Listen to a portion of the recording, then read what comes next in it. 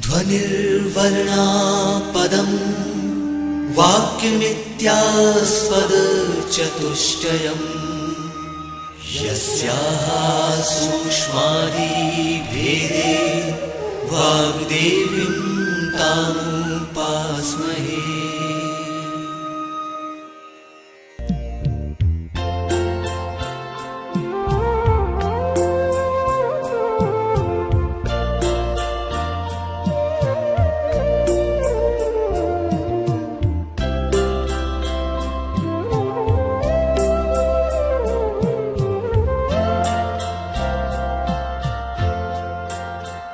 मध्य प्रदेश भोज मुक्त विश्वविद्यालय का इलेक्ट्रॉनिक माध्यम निर्माण और शोध केंद्र EMPRC प्रस्तुत करता है ध्वनि कार्यक्रम प्राचीन काल में गोपाद्री क्षेत्र की शिल्प कला।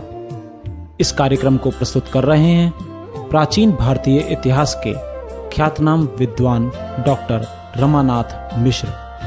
आप जीवाजी विश्वविद्यालय में प्रोफेसर रह चुके हैं। आप इलाहाबाद विश्वविद्यालय के विजिटिंग प्रोफेसर और इसके अलावा भारतीय उच्च अध्ययन संस्थान शिमला के फेलो भी रहे हैं। इस कार्यक्रम का अकादमिक समन्वय किया है डॉक्टर सुष्मिता पांडे ने। ध्वनि अंकन, संपादन और कार्यक्रम का निर्देशन किया है अमर बहादुर यादव ने। तो आइए सुनते हैं ध्वनि कार्यक्रम प्राचीन काल में गोपाद्री क्षेत्र की शिल्पकला।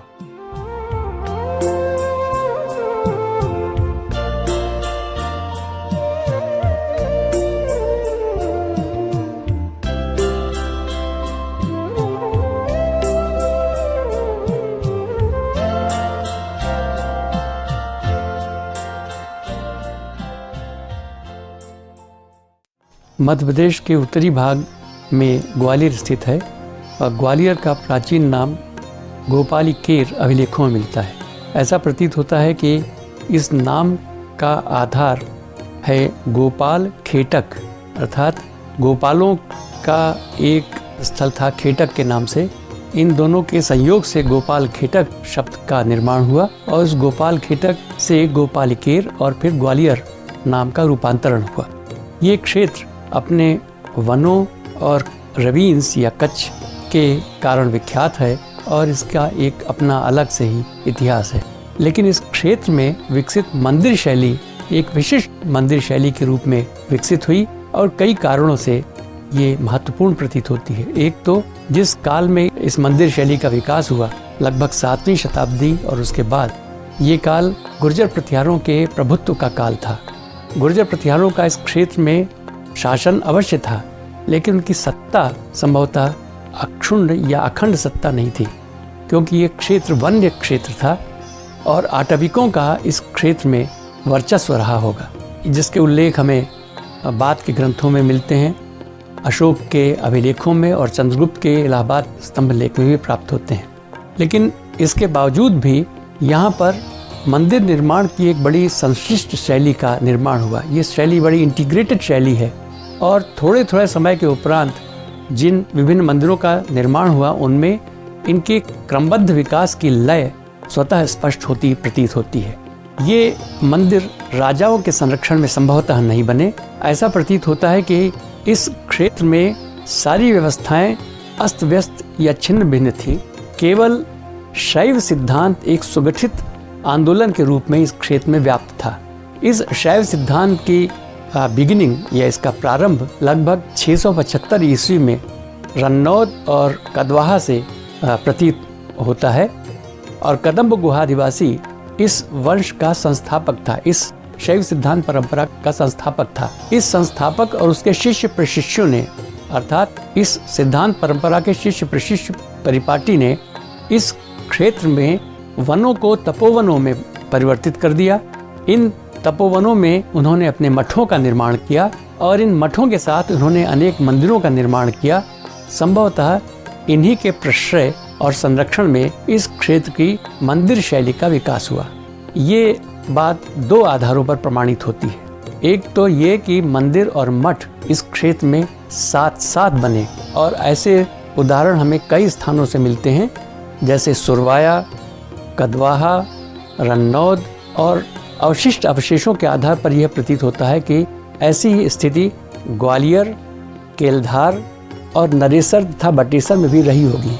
इन अंतिम चारों स्थानों में अब मठ के अवशेष प्राप्त नहीं हैं, लेकिन अन्य स्थानों में तथा महुआ, शिवपुरी जिले में महुआ, प्राचीन मधुमती में निश्चित रूप से शैव सिद्धांत के तपस्वियों के मठ विद्यमान थे और इन मठों के साथ निश्चयतः मंदिरों का निर्माण भी हुआ होगा। इन मंदिरों की बिगिनिंग या प्रारंभ लगभग 675 ईस्वी से प्रारंभ हुई और इस श्रृंखला में सर्वप्रथम जिस मंदिर का निर्माण हुआ वह था महुआ का धुर्जटी शिव मंदिर।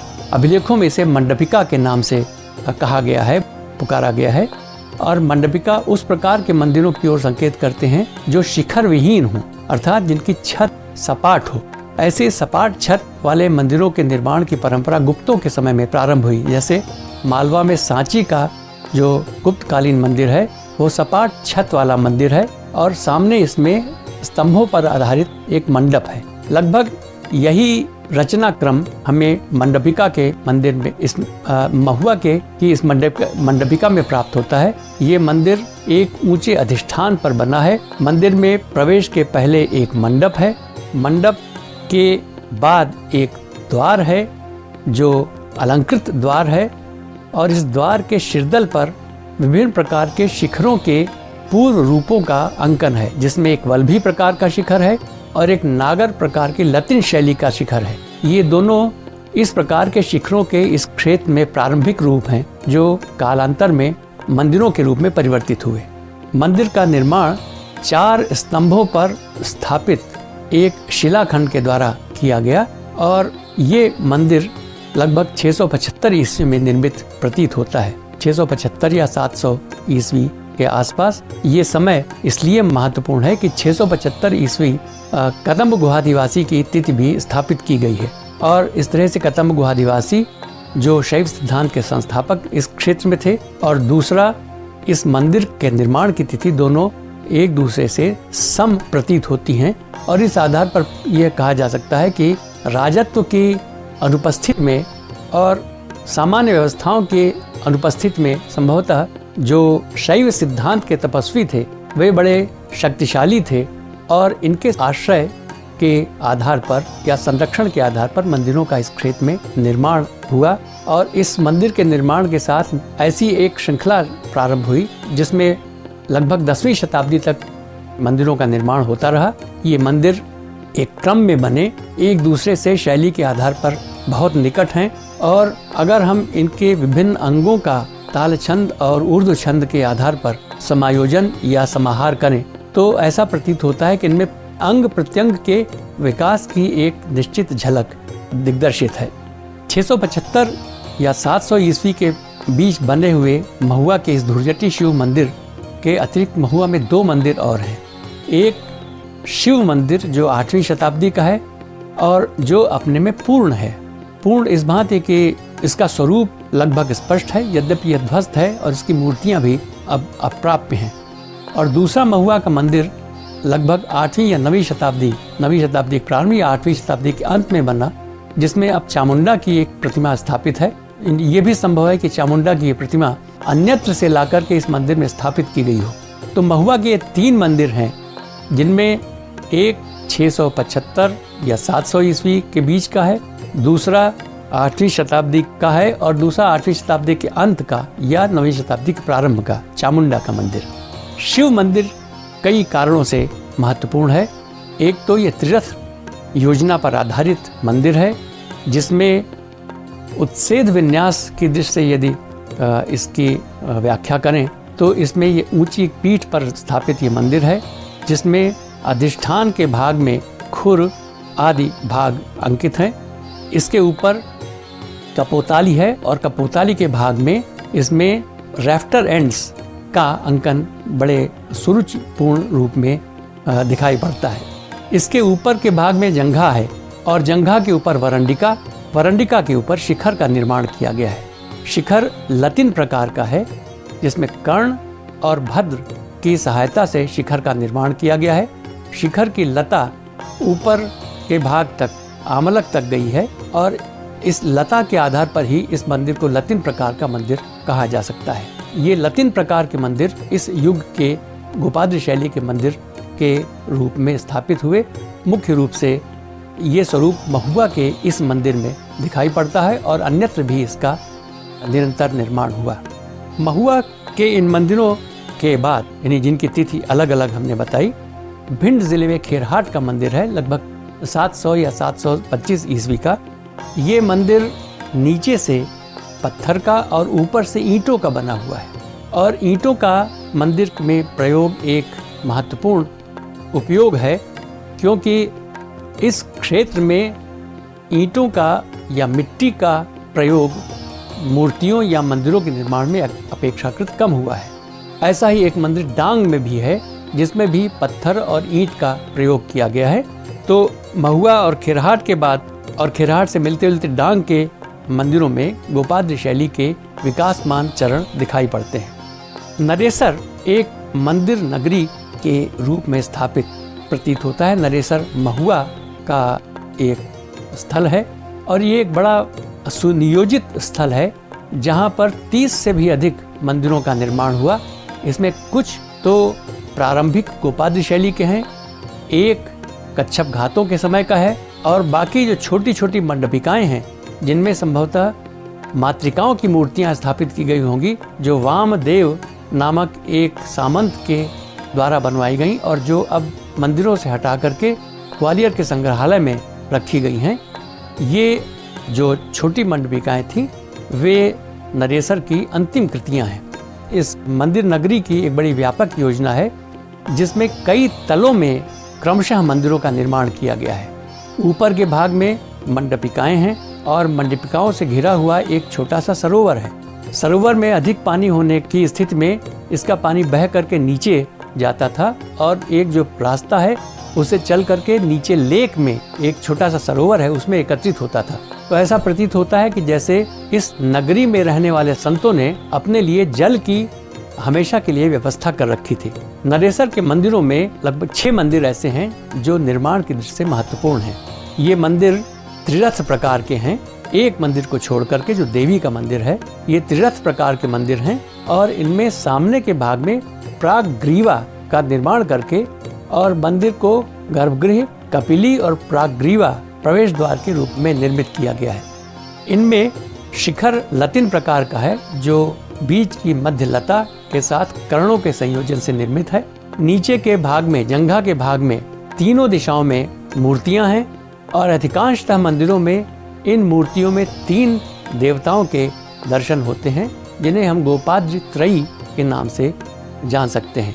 ये गोपाद्री त्रयी हैं गणेश, कार्तिकेय और पंचाग्नि तप करती हुई पार्वती।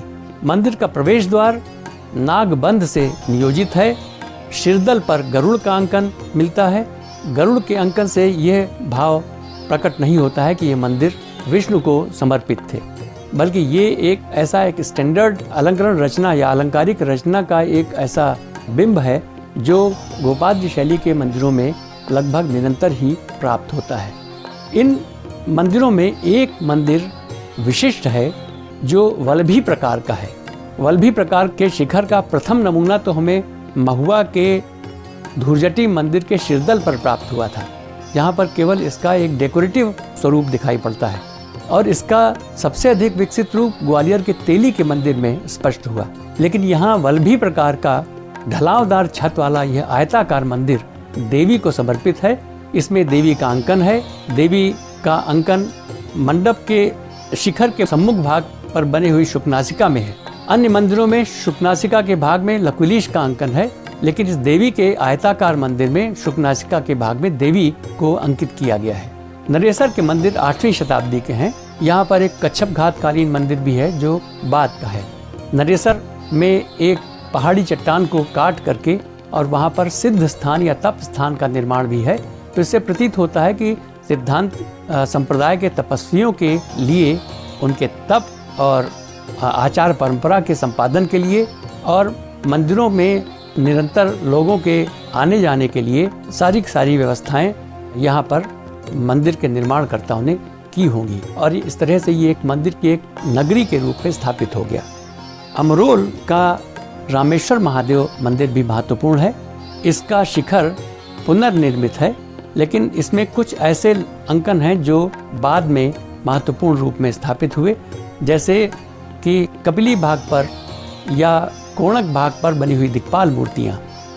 जो अन्य मूर्तियाँ जिनकी चर्चा गोपादित्रयी के रूप में हमने की, उनमें से भी कुछ मूर्तियाँ इस मंदिर पर प्राप्त हैं। अमरोल का ये रामेश्वर महादेव मंदिर महत्वपूर्ण इसलिए है कि ये आमर्दक तीर्थ के रूप में प्रसिद्ध था, अर्थात ये एक तीर्थ था जहाँ आमर्दक नामक शैव तपस्वी की पीठ थी और यहाँ पर आम्रवन था जो बाद में बड़ा लोक विस्तृत हुआ और बाद के अभिलेखों में जैसे राजस्थान या महाराष्ट्र आदि के या छत्तीसगढ़ के अभिलेखों में तपोवन के रूप में इस आम्रवन की चर्चा हमें अक्सर मिलती है। अमरोल में ही एक अन्य मंदिर है दाने बाबा का मंदिर। ये लोकल या स्थानीय नाम है। ये मंदिर अपेक्षाकृत ध्वस्त है, लेकिन इसकी एक अन्य विशेषता यह है कि इसमें दिक्पालों की सभी मूर्तियाँ, अष्ट दिक्पालों की मूर्तियाँ विद्यमान हैं। रूप रचना में उत्सेद विन्यास और ताल विन्यास में ये गोपाद्य शैली के अन्य मंदिरों के सम है। बटेसर 8वीं सदी के अंत का एक अन्य महत्वपूर्ण स्थल है जो भी मंदिरों से संबंधित एक नगरी के रूप में स्थापित है। इस स्थान पर अनेक तलों पर बने बने तरुणालय थे, लेकिन यहाँ पर 2 प्रसिद्ध महत्वपूर्ण मंदिर भी थे। एक भूतेश्वर मंदिर इनमें विशेष उल्लेखनीय है। इस भूतेश्वर मंदिर में समय समय पर निर्माण या इनका संवर्धन होता रहा, जिसके कारण वरंडिका के भाग के ऊपर एक बड़ी छत बनाई है। वरंडिका के भाग पर बनी ये छत मंदिर के शिखर और नीचे के भाग को एक दूसरे से अलग करती हुई नीचे के भाग को एक गुफा में परिवर्तित करती दिखाई पड़ती है। लेकिन वरंडिका के भाग पर जो मूर्तियां बनी हैं वे इस क्षेत्र के वन्य पशुओं की मूर्तियां हैं, जिससे प्रतीत होता है कि कलाकार जब मंदिर के निर्माण की योजना में मूर्तियों का संयोजन करते थे तो संभवतः उन्होंने स्थानीय जो सूचनाएं थीं या जो स्थानीय परिवेश था उनका भी उन्होंने उपयोग किया है। इसमें ब्रह्मा, विष्णु, दिक्पाल और शिव आदि की मूर्तियां हैं। गोपाचल की त्रयी भी इसमें विद्यमान है और भूतेश्वर महादेव यहाँ पर एक महत्वपूर्ण मंदिर है। अधिकांशतः यहाँ मंदिर शैव मंदिर हैं, लेकिन इनमें कुछ वैष्णव प्रकार के ही मिलते हैं और किन्हीं किन्हीं में हमें नवग्रह और मातृकाओं के अंकन का भी प्रयोग मिलता है। यहाँ की मूर्तियों में भूतेश्वर महादेव के निकट की एक तरुणालय में अज एक पाद का अंकन है, जो इस क्षेत्र में शैव सिद्धांत परंपरा के साथ साथ मूर्ति निर्माण में वैदिक परंपरा की ओर भी संकेत करता है। बटेसर के बाद और अधिक विकसित रूप में इंदौर का मंदिर उल्लेखनीय है। इंदौर गुना जिले में स्थापित है और ये मंदिर अपनी रूप रचना के कारण विलक्षण है। गोपादि क्षेत्र में विभिन्न प्रकार के ताल छंद पर मंदिरों का निर्माण हुआ, जैसे चौकोर मंदिर या गोल मंदिर या आयताकार मंदिर जो देवियों के लिए बने, और ये मंदिर चक्राकार है। इसमें 40 और 60 अक्षांश पर बने हुए कोणों के आधार पर ऐसा प्रतीत होता है कि मंदिर की संपूर्ण रचना की गई और इस तरह से संपूर्ण मंदिर को 12 लताओं के भागों में बांटा गया या विभाजित किया गया। अंत में सामने की 3 लताओं को आगे बढ़ाकर प्रागग्रीवा का निर्माण किया गया और शेष 9 लताओं पर विभिन्न देवी देवताओं की मूर्तियों का संयोजन किया गया। इसमें इस भांति प्रागग्रीवा, कपिली और गर्भगृह का अंकन हमें प्राप्त होता है और जंघा के भाग पर दिक्पालों की मूर्तियां हैं और अन्य देवी देवताओं की मूर्तियां उपलब्ध हैं। इस मंदिर का प्रवेश द्वार उल्लेखनीय है क्योंकि इस पर शिरदल के ऊपरी भाग में मातृकाओं के अंकन हैं और निर्माण में ये अत्यंत रोचक और सुंदर बन पड़ा है। खास तौर से वरंडिका के भाग की तुलापीठों पर बनी हुई अलंकारिक रचनाएं और उसके ऊपर के भाग में गणों की प्रतिमाएं। गणों की प्रतिमाएं इसलिए महत्वपूर्ण है कि बाद में तेली के मंदिर में इन गणों की मूर्तियों का बड़ी विशदता से प्रयोग किया गया। इंदौर के बाद विकास के क्रम में तेली का मंदिर उल्लेखनीय है। ग्वालियर के अभिलेखों में अनेक मंदिरों का उल्लेख मिलता है जो अब ध्वस्त हैं, जैसे विशाख मंदिर या नरकद्विषह मंदिर। ये दोनों मंदिर अब अप्राप्य हैं। तेली के मंदिर के नाम से ज्ञात मंदिर संभवतः वही मंदिर है जो अभिलेखों में नवदुर्गा का मंदिर कहा गया है। अभिलेख में इस प्रकार का उल्लेख है कि वृश्चिकला नदी के परकूल पर इस मंदिर का निर्माण हुआ, जिसमें नवदुर्गाओं की स्थापना हुई। नवदुर्गाओं के नाम विलक्षण हैं, जैसे रुद्रा, रुद्रांशा, पूर्णाशा, और अभिलेख में आदि शब्द का उल्लेख किया गया है, अर्थात 9 में केवल 3 दुर्गाओं का उल्लेख है, बाकी आदि के नाम से छोड़ दी गई हैं। ये मंदिर बड़ा विवादास्पद रहा है तिथि के संदर्भ में भी, और ये किस देवता को समर्पित है इस संदर्भ में भी। लेकिन ऐसा प्रतीत होता है कि इसका आयताकार गर्भगृह के बाहर जो द्वार है उस पर बने स्त्री प्रतिहार मूर्तियाँ, इसके बाहर के भाग में जो शुकनासिका या वल्लभी के ढलावदार शिखर के बीच के जो गवाक्ष हैं उन पर देवियों की मूर्तियाँ, इनके देव कोष्ठकों में स्थापित मूर्तियाँ, जिनमें एक देव कोष्ठक में किसी भयंकर रौद्र देवी का उल्लेख है, ये सब इस ओर संकेत करते हैं कि यह मंदिर देवी मंदिर था। इसका तेलंगाना से कोई संबंध नहीं है, इसका जैन परंपरा से कोई संबंध नहीं प्रतीत होता है, और ये शुद्ध रूप से वल्लभी प्रकार का एक महत्वपूर्ण मंदिर प्रतीत होता है, जो अपने ढंग का इस क्षेत्र का एक अनूठा मंदिर है। तेली का मंदिर ऐसा नाम इसका क्यों पड़ा, इसकी भी संभावना अभिलेखों से ही प्रकट होती है। अभिलेखों में उल्लेख है कि जो ग्वालियर नगर के विभिन्न क्षेत्र थे जिनमें तैलिक हट्टिका थी, या ग्वालियर का प्रशासन चलाने के लिए तैलिक महत्तर आदि थे, उनका एक कार्य था कि मंदिर में रोशनी के लिए वे रोज तेल का प्रदान करें। संभवतः इस मंदिर में रोशनी के लिए तेलियों द्वारा तेल दिया जाता होगा, और इस प्राचीन संदर्भ के आधार पर यह मंदिर लोक परंपरा में तेली के मंदिर के नाम से ही विख्यात हो गया। मंदिर का निर्माण महत्वपूर्ण है और इसके अनेक लक्षण हैं जो अपने में विलक्षण हैं, अपने ढंग के अकेले प्रतीत होते हैं, जिसमें गर्भगृह, प्राग्रीवा, कपिली, प्रवेश द्वार आदि उल्लेखनीय हैं। प्रवेश द्वार की एक विशेषता यह है कि इसका निर्माण गुप्त कालीन मंदिरों के जैसा रोमन शब्द टी के रूप में किया गया। ये एक गुप्त कालीन निर्माण का लक्षण है जो लगभग 9वीं शताब्दी तक इस मंदिर में प्रचलित दिखाई पड़ता है।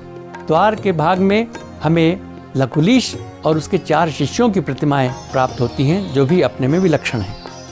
गोपाद्री शैली के प्रारंभिक मंदिरों में महुआ का मंदिर प्रथम है, और तेली के मंदिर के बाद चतुर्भुज और केलधार के मंदिर संभवतः इस श्रृंखला में अंतिम है। लेकिन इनके साथ मंदिरों के निर्माण की परंपरा समाप्त नहीं हुई, और परवर्ती मंदिरों में कदवाहा, सुहानिया, सुरवाया, पढ़ावली और मितावली के मंदिर भी महत्वपूर्ण प्रतीत होते हैं। इनमें सुहानिया का ककन मठ, सुरवाया का गढ़ी के अंदर स्थापित मंदिर, जो कुछ लोगों ने वैष्णव मंदिर माना है, लेकिन इसके मंडप के भाग में शैव तपस्वियों की बृहत्काय प्रतिमाएं हैं, जिससे ये प्रतीत होता है कि इस शैव सिद्धांत मठ के बगल में बने हुए मंडप के ऊपर बने तपस्वियों के कारण यह शैव मंदिर रहा होगा। सुरवाया के इस मंदिर में मूर्तियों की अपूर्व राशि और छटा है। लेकिन इस संदर्भ में तेराही का भी एक मंदिर उल्लेखनीय है। तेराही में एक तो प्रारंभिक गोपाद्री शैली का मंदिर है, जिसके सिरदल पर 12 आदित्यों का अंकन है, और दूसरा मोहज माता का मंदिर है जो विलक्षण है। ये चामुंडा का मंदिर रहा होगा, और इसके जंघा भाग पर योगिनियों और प्रेतों के कामाचारी रूप अंकित हैं। ऐसा योगिनियों और प्रेतों के कामाचारी रूपों का अंकन केवल इस मंदिर में मिलता है, ये अन्यत्र अप्राप्य है। ऐसा ही कुछ हद तक मिलते जुलते अंकन जिसमें प्रेत नृत्य में रत दिखाए गए हैं, पढ़ावली के एक मंडप से प्राप्त है। पढ़ावली मुरैना जिले का एक मंदिर है, और ये मंदिर भी खंडित है और एक गढ़ी के अंदर स्थापित है, और निर्माण में मूर्ति की सज्जा से ये बहुत ही उत्कृष्ट बन पड़ा है। मूर्तियों में अनेक विवरण हमें प्राप्त होते हैं, जिनमें हमें वैनायकी, विनायक, चामुंडा, विष्णु, शिव, सूर्य आदि मूर्तियां प्राप्त होती हैं। लेकिन इस सारी श्रृंखला में मितावली का मंदिर भी उल्लेखनीय है, जो एक वृत्ताकार योजना पर निर्मित है। पहाड़ी पर बना हुआ ये मंदिर दूर से ही विहंगम दृश्यावली प्रस्तुत करता है। मितावली महत्वपूर्ण है। 13वीं शताब्दी में इस मंदिर का निर्माण हुआ होगा। ये मंदिर संभवतः वैष्णव मंदिर है। बाहर की एक गोल भित्ति और उसके अंदर खुले हुए बरामदे को पार करके एक गोल मंदिर इस मंदिर के संपूर्ण आयोजन की ओर संकेत करता है। मंदिर में जो विभिन्न प्रकोष्ठ हैं उसमें एक वैष्णव धर्म से संबंधित प्रकोष्ठ प्रतीत होता है और मंदिर के बाहर की भित्ति पर संकर्षण यानी बलराम और रेवती की प्रतिमा है। ये ऐसे संबंध हैं जिससे इसे वैष्णव परंपरा के साथ जोड़ा जा सकता है। मितावली का ये मंदिर विलक्षण है। ऐसा प्रतीत होता है कि व्यूह और व्यूहांतरों 8 व्यूहों के 8 व्यूहांतरों के अनुसार 64 जो छोटी छोटी देवकुलिकाएं हैं ये वैष्णव परंपरा से संबंधित रही होंगी। यद्यपि यहाँ पर जो देवकुलिकाएं हैं उनकी संख्या 64 से अधिक है, लेकिन कम से कम 64 का संबंध हम इनसे जोड़ सकते हैं। कुल मिलाकर के ग्वालियर की ये मंदिर निर्माण की परंपरा विशिष्ट है। इस क्षेत्र में अनेक अन्य मंदिर भी हैं, छोटे छोटे मंदिर हैं। 2 प्रकार के मंदिर मिलते हैं, शिखर समेत और मंडपिका प्रकार के, और इन दोनों के ही प्रकारांतरों में यहाँ पर शिल्प योजना का एक अभूतपूर्व विकास दिखाई पड़ता है। प्रारंभ में शैव सिद्धांत परंपरा के आधार पर और कालांतर में संभवतः स्थानीय राजवंशों या कुलीन व्यक्तियों के संरक्षण के आधार पर, और इस तरह से इन सबके समाहार से इस क्षेत्र में निर्माण की एक अद्भुत शैली का प्रचलन रहा, जो उत्तरी भारत की जो लतीन प्रकार के मंदिर हैं उनके अध्ययन में विशेष रूप से उल्लेखनीय है और महत्वपूर्ण है।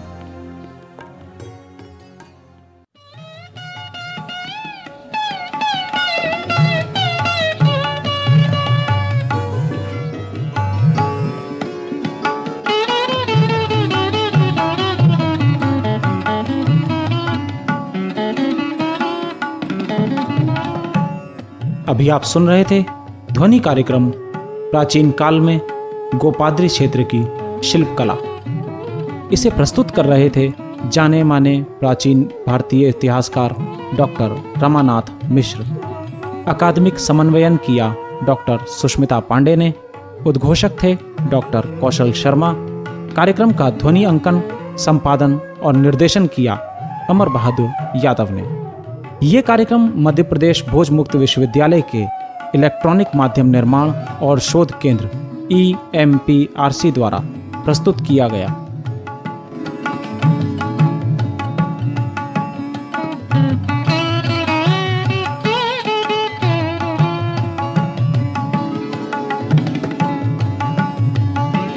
Thank you.